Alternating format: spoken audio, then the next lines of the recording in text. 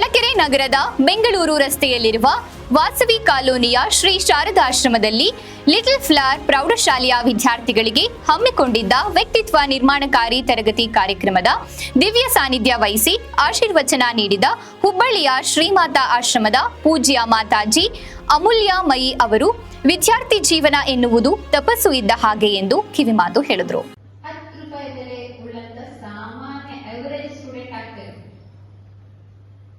ಅದೇ ನಾವೇನಾದ್ರೂ ನೀವು ಕೆಲವೊಂದೆಲ್ಲ ಸ್ವಲ್ಪ ಪ್ರಯತ್ನ ಪಟ್ಟು ಅದನ್ನ ರಟ್ಟು ಹೊಡಿದಂತಾರೆ, ಬಾಹಟ್ ಮಾಡೋದು ಅಂತ ಹೇಳ್ತಾರೆ. ಕಣ್ಣು ಪಾಠ, ಕಂಠಸ್ಥ ಅದನ್ನ ಮಾಡಿ ಪರೀಕ್ಷೆಯಲ್ಲಿ ಬರೆಯುವಳಿಗೆ ಮಾತ್ರ ಅದು ಉಪಯೋಗ ಆಗುವಂಥದ್ದು. ಆಮೇಲೆ ಅದು ಹಾಗೆ ಹೊರಟ ಆಗ್ಬಿಡ್ತದೆ ಪರೀಕ್ಷೆ ಮುಗಿದ್ಮೇಲೆ ಅಲ್ವಾ.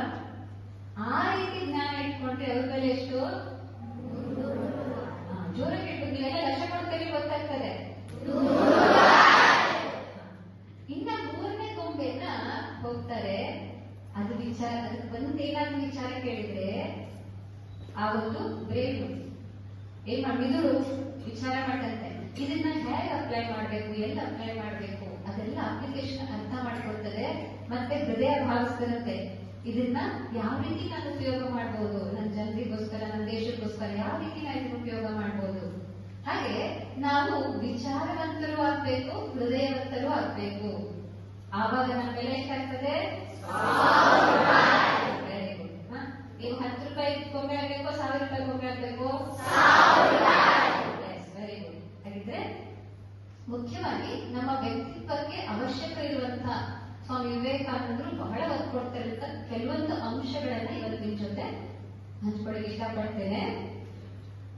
ಮುಖ್ಯವಾಗಿ ನಾವು ಏನ್ ನೋಡಿದ್ವಿ, ಏಕಾಗ್ರತೆ ಇರಬೇಕು, ಕಾನ್ಸಂಟ್ರೇಷನ್. ಈ ಏಕಾಗ್ರತೆ ಕೊರತೆಯಿಂದಲೇ ನಾವು ಬಹಳಷ್ಟು ಸಾರಿ ನಮ್ಮ ವಿದ್ಯಾಭ್ಯಾಸದಲ್ಲಿ ನಾವು ಹಿಂದೆ ಬೀಳ್ತೇವೆ, ಏಕಾಗ್ರತೆ ಅಭಾವದಿಂದ. ಅದಕ್ಕೆ ನಾವು ವಿಜ್ಞಾನದಲ್ಲಿ ಸಾಮಾನ್ಯ ಒಂದು ಪ್ರಯೋಗ ಮಾಡಿರ್ತೇವೆ. ಒಂದು ಮಸೂರ ತಕೊಂಡು, ಲೆನ್ಸ್ ಇರ್ತದಲ್ಲ, ಲೆನ್ಸ್ ತಕೊಂಡು ಆ ಒಂದು ಮೊದಲಿಗೆ ಹಾಗೆ ಸೂರ್ಯನ ಬೆಳಕಿಗೆ ಒಂದು ಕಾಡ್ತಾ ಹಿಡಿಯಿರಿ, ಏನಾಗ್ತದೆ? ಏನೂ ಆಗಲ್ಲ. ಆದ್ರೆ ಆ ಸೂರ್ಯ ಮತ್ತೆ ಆ ಕಾಗದದ ಮತ್ತೆ ಒಂದು ಮಸೂರ ಅಥವಾ ಲೆನ್ಸ್ ಹಿಡಿದ್ರೆ ಏನಾಗ್ತದೆ? ಆ ಕಾಗದ ಸುಟ್ಟು ಹೋಗ್ತದೆ. ಅಲ್ಲಿ ಏನಾಯ್ತು ಅಂತಂದ್ರೆ ಆ ಎಲ್ಲ ಸೂರ್ಯನ ಕಿರಣಗಳನ್ನ ಆ ಲೆನ್ಸ್ ಏನ್ ಮಾಡ್ತದೆ? ಒಂದೇ ಕಡೆ ತಗೊಂಡ್ಬರ್ತದೆ. ಒಂದೇ ಕಡೆ ತಗೊಂಡ್ಬಂದಾಗ ಆ ಕಿರಣಗಳ ಶಕ್ತಿ ಒಗ್ಗೂಡಿ ಅಲ್ಲಿ ಶಾಖ ಉತ್ಪತ್ತಿಯಾಗಿ ಆ ಪೇಪರ್ ಸುಟ್ಟು ಹೋಗ್ತದೆ. ಹಾಗೆಯೇ ನಮ್ಮ ಮನಸ್ಸು ಏನಾಗ್ಬಿಟ್ಟಿದೆ? ಎಲ್ಲ ಕಡೆ ಚದುರು ಹೋಗ್ಬಿಟ್ಟಿದೆ. It is diverted everywhere. ಒಂದೊಂದ್ ಕಡೆ ನಮ್ಮ ಮನಸ್ಸು ಒಂದೊಂದ್ ಕಡೆ ಹೋಗ್ಬಿಟ್ಟಿದೆ. ಹೇಳಿದ್ರಲ್ಲ, ನಾನು ಹೇಳ್ತಾ ಇದ್ರು ಮನಸ್ಸೆಲ್ಲ ಹೋಗಿರ್ತದೆ ಸ್ಕೂಲಿಗೋ ಮತ್ತೆ ಮನೆಗೋ, ಅಥವಾ ನೀನೇ ನೋಡಿ ಸೀರಿಯಲ್ ನೆನ್ಸ್ಕೊಳ್ತಾ ಇದೆಯೋ, ಅದು ವಾಟ್ಸ್ಆಪ್ ಮೆಸೇಜ್ ನೆನ್ಸ್ಕೊಳ್ತಾ ಇದೆಯೋ ಗೊತ್ತಿಲ್ಲ. ಹಂಗಾಗ್ಬಿಟ್ರೆ ಏನಾಗ್ತದೆ? ಅದೆಲ್ಲ ಚದುರು ಹೋಗೋ ಮನಸ್ಸು ಇದ್ದಾವಾಗ ಯಾರು ಏನ್ ಹೇಳ್ತಾ ಇದ್ರೆ ಅದ್ರ ಕಡೆ ಗಮನ ಹೋಗೋದಿಲ್ಲ, ಅವ್ರು ಹೇಳಿದ್ ನಮ್ಗೆ ಅರ್ಥ ಆಗೋದಿಲ್ಲ. ಅರ್ಥ ಆಗಿಲ್ಲ ಅಂದ್ರೆ ನೆನ್ಕೊಳ್ಳೋದು ದೂರ. ಕಾರ್ಯಕ್ರಮದ ಘನ ಅಧ್ಯಕ್ಷತೆ ವಹಿಸಿ ಮಾತನಾಡಿದ ಚಳ್ಳಕೆರೆ ಶ್ರೀ ಶಾರದಾಶ್ರಮದ ಅಧ್ಯಕ್ಷರಾದ ಪೂಜ್ಯ ಮಾತಾಜಿ ತ್ಯಾಗಮಯಿ ಅವರು, ವಿದ್ಯಾರ್ಥಿಗಳು ತಮ್ಮ ಜೀವನದಲ್ಲಿ ಸ್ವಾಮಿ ವಿವೇಕಾನಂದರ ಚೈತನ್ಯದಾಯಕ ನುಡಿಗಳನ್ನ ಅನುಸಂಧಾನ ಮಾಡಿಕೊಳ್ಳುವುದರಿಂದ ಆದರ್ಶ ವಿದ್ಯಾರ್ಥಿಗಳಾಗಿ ಬೆಳೆಯಬಹುದು ಎಂದರು.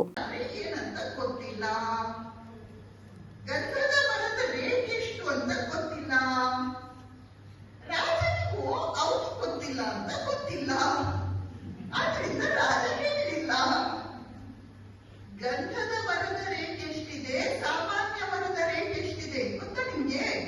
ಇಷ್ಟು ಪೀಸ್ ಗಂಧಕ್ಕೆ 500 ರೂಪಾಯಿ ಇಷ್ಟೇ.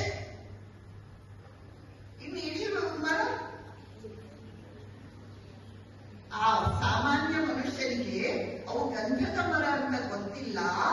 ಆದ್ರಿಂದ ಅವ್ರು ಏನ್ ಮಾಡಿದ, ಪ್ರತಿದಿನ ಒಂದೊಂದು ಮರವನ್ನು ಕಡಿದು ತನ್ನ ಒಲೆಗೆ ಹಾಕಿ ಅಡಿಗೆ ಮಾಡಲಿಕ್ಕೆ ಉಪಯೋಗಿಸಿಕೊಂಡ. ಹೇಗಿದೆ? ಕೊನೆಗೆ ಈ ರೀತಿ ದಿನ ಒಂದೊಂದು ಮರ ಕತ್ತರಿಸಿ ಒಲೆಗೆ ಹಾಕಿ ಅಡಿಗೆ ಮಾಡಿಕೊಂಡು ಊಟ ಮಾಡಿ ಕೊನೆಗೆ ಅದು ಒಂದೇ ಮರ ಉಳಿದು ಬಿಡ್ತು. ಅವತ್ತು ಮಳೆ ಬಂದಿರುತ್ತೆ, ಆದ್ರಿಂದ ಆ ಗಂಧದ ಮರವನ್ನು ಒಲೆಗೆ ಹಾಕಿ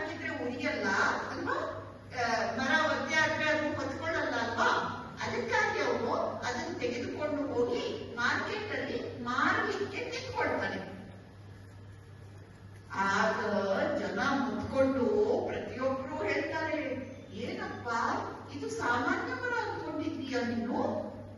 ಏನು 100 ರೂಪಾಯಿ ಮಾರ್ತಾ ಇದ್ದೀಯ ನೀನು? ಇಷ್ಟಿಷ್ಟಕ್ಕೆ 500 ರೂಪಾಯಿ ಇದೆ, ಇದು ಗಂಧದ ಮರ ಅಂತ ಸುತ್ತಮುತ್ತಲ ಜನ ಹೇಳಿದಾಗ ಅವನಿಗೆ ಹೇಗಾಗ್ಬೇಡ? ಎಷ್ಟು ದಿನಗಳಿಂದ ಅವನು ಅದೆಷ್ಟು ಗಂಧದ ಮರಗಳನ್ನೇ ಅವನು ಏನ್ ಮಾಡ್ಬಿಟ್ಟ? ಎಷ್ಟು ಕಷ್ಟ ಆಗ್ಬೇಡ ಅವನಿಗೆ? ಪಶ್ಚಾತ್ತಾಪ ಆಗ್ಬೇಡ? ನಮ್ಮ ಶರೀರವೇ ನಮ್ಮ ಗಂಧದ ಮರ. ಭಗವಂತ ನಮ್ಗೆ ಎಂಥ ಒಂದು ಶ್ರೇಷ್ಠವಾದ ಗಂಧದ ಮರ ಕೊಟ್ಟಿದ್ದಾನೆ. ಆದ್ರೆ ನೀವು ಅದನ್ನು ಯಾವತ್ತೂ ಉಪಯೋಗಿಸ್ಕೊಳ್ತಿದ್ದೀರಾ?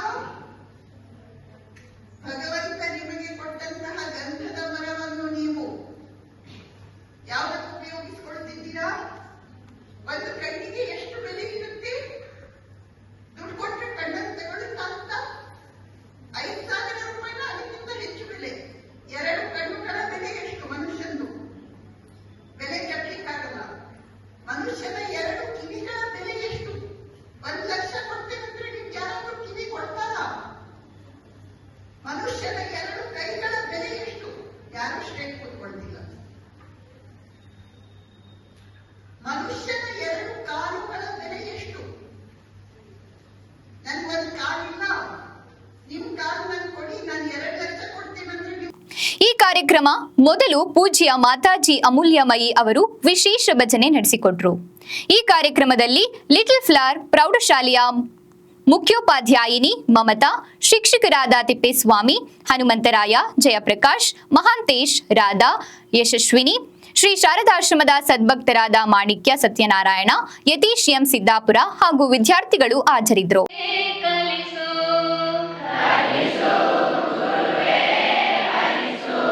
ಕಲಿಸು ಸದ್ಗುರುವೇ ನೀ ಕಲಿಸು,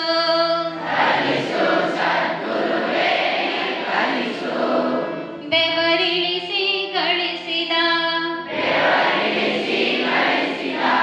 ಒಂದು ಕಾಸು